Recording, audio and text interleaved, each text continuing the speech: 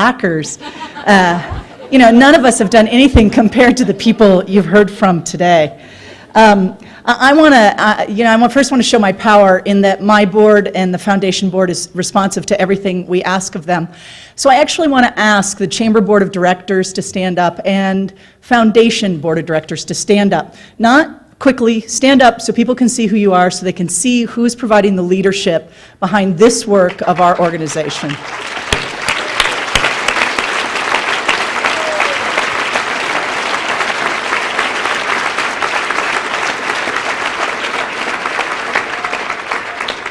Thank you so much. And what Tamika and I always say is if you like what we're doing, you can thank her or I. If you're unhappy, you saw the people who stood up. I will tell you the board is so enthusiastic about the work we do that they actually talked about putting on those uniforms and doing the dance. And aren't you glad we brought the children of Inspirato now that, program at the very beginning, I'm going to wrap back at the end of my talk with you, but I just want you to think about even the age of those kids to perform and to stand in front of an audience like this, and your generosity to recognize what they were doing, but also the inspiration that even that performance brings to us without a word being spoken was so powerful. Wayne, I want to recognize you as the student leader on behalf of the Chamber. We're so proud of your story. Thank you.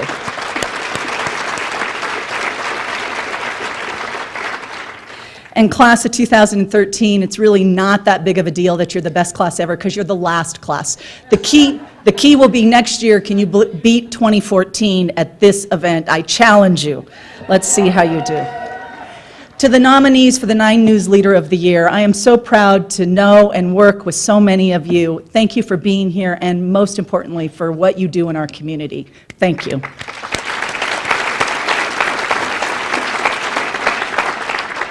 To Christine, I would say this. You've heard the story. It's not only an incredible story of a family we should be so proud we have in Colorado, but your work in particular. I sum it up to say, when I grow up, I'd like to be you.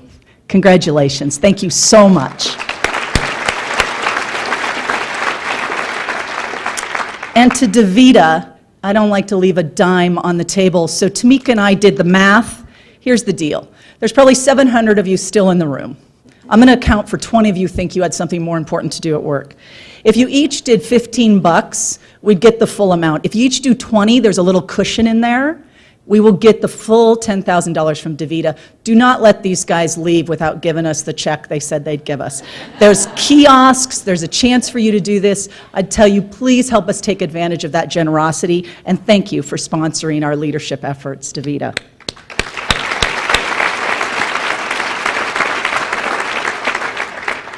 Here's what really struck me in the stories we heard today, and in every single story. It was the true potential, the potential in each of us. Sometimes the potential that people said wasn't there. It was sometimes the limitations that became the strength of the individuals we heard from. I know that's even part of my own story. It's being told what isn't possible that can be the greatest motivator in our lives. It made me start to ask the question, what is our Everest at the Chamber of Commerce? What is it we're shooting for? What have we focused on in the last few years? And I started to think in my own head that our focus has really been about the investment in our workforce for our future, that we recognize that's our edge. And we've had great success in terms of becoming the most educated workforce because 2/3 of us moved here with our degree, and it has positioned this place perfectly to compete in a knowledge-based economy. But we also know if we didn't do more than that, we would lose our competitive advantage on education. So boldly, those leaders who stood up, that I demanded stand up on behalf of the Chamber Board and the Foundation in the last few years, started to really ask the question of what do we have to be doing in education? What do we have to do differently? And while there were lots of suggestions of why we should slow down and not demand the opportunity to change and improve, why we should do needs assessments or orchestrate and coordinate more, instead what you had was a business community who said, we know where there can be improvements immediately. We know we can lead the country on the potential to improve an educational system so every child in Colorado can have the successes that we've heard today come from those kind of foundations being built. We instead made choices around supporting innovation and reform and improvements in our system over the last few years that really have caused the rest of the country to look to us and wonder how we're leading that charge. And we're now down to a moment of where the rubber really hits the road on the final parts of those reforms and our willingness to invest in it and make those choices that ensure we bring it home. I loved when Luis said the finish line isn't always clear, because you pass a big bill like the READ Act a year ago and you want to celebrate the success, but you realize when you look ahead that we're really only at, the first summit from the camp, and we have a long way to go. And that finish line will never be a place where we can stop our work, but I assure you, the work, we see the progress, we know the potential, and I think we have to keep walking right foot, left foot, breathe in, breathe out. I really appreciated that. I also think there's something to be said for how he described it's about being bold and first, and it gets people's attention even if it's because they want to watch you fail. They pay attention to what you're doing because they don't believe what you're going to do is possible. And I think we're starting to ask that same question now about the health of our workforce and trying to prove that while we're the leanest and the most active adults, we're not the healthiest yet. And we need to have a healthy workforce too if we want to sell this. And I think as a business community, everybody keeps asking me, well, Kelly, what exactly are you going to do to solve health? I don't know. But it's sort of like saying when you're climbing the mountain and you have the best laid plan and then the weather changes or the world changes on you, you just have to work together to come up with what does it look like, how do we describe success, what's the finish line, and with everybody contributing to what are the ideas that we can achieve and get there. I think today's metaphors for the work we're doing were perfect, absolutely perfect, even for all of us slackers, but perfect to think about what our role is and how we individually can contribute toward these successes in creating our future workforce, ensuring our success and our place in a world economy. I'm excited to be part of it. I'm extremely excited the leadership we have at the foundation and our board of directors. And in particular, this is what I can tell you.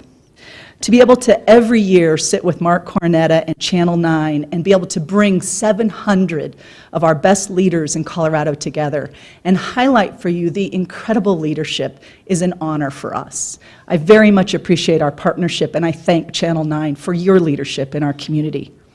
I'd say to all of us as we leave here, I hope you're as inspired as I am to continue our work to figure out what else we can accomplish, what other Everests are out there for us, and how we could do it together. And back to those children of Inspirato. When they formed the word leadership, I don't know if you could all see it, but for the first time I realized leadership is made up of two words. I actually knew that before, but I thought the two words were leadership.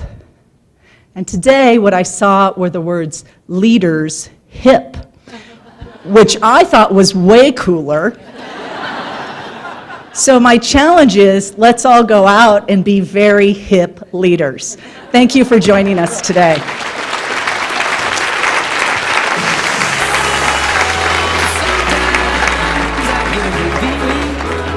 Yeah.